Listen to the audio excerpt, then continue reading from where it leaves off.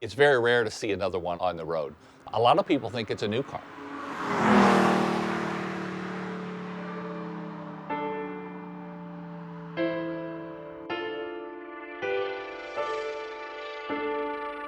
My name's Mike Ura, and this is a 1980 BMW M1, one of 399 street cars ever built.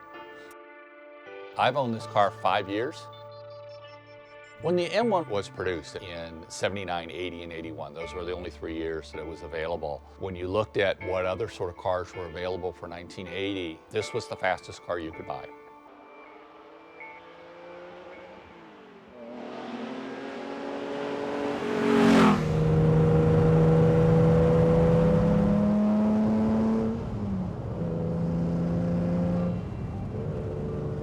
BMW wanted to get back into Group 4 racing, and so the purpose of the car was to build enough cars to homologate the brand, and to do that they had to build 400 cars. Unfortunately, with all of the issues with Lamborghini and the delays in bringing the car up to production numbers, the Group 4 specs changed. The car was no longer legal under Group 4 regulation when it was finished. So what BMW did is they created their own ProCar racing class, which was done at F1 races.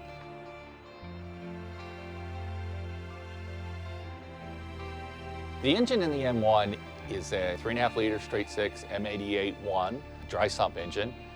It has beautiful 6 red velocity stacks, which are hidden underneath the airbox. They had the velocity stacks were required in order to race the cars. But then for German regulations, they had to have what they called a silencer or an airbox. A lot of owners have removed the airboxes just because of the beauty of the stacks and the beauty of the linkage that's there.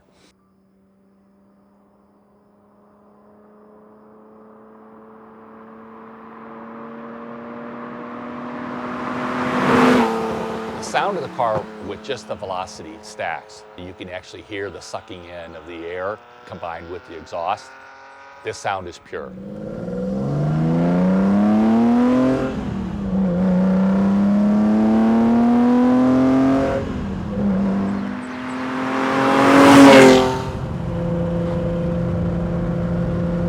I do drive the car quite often. Bought the car from the original owner with 12,500 miles on it. It now has almost 22,000 miles on it in 5 years. The M1 itself is a very, very reliable car. It is actually amazing how bulletproof the engine is, how bulletproof the car is. The engine is required almost no maintenance. I baby it in that I take care of it, but I drive it as an M1 should be driven. Spirited on the roads, I drive it on the track hard. I've been through 1 clutch already, lasted 20,000 miles, which is about right for a 30-year-old clutch.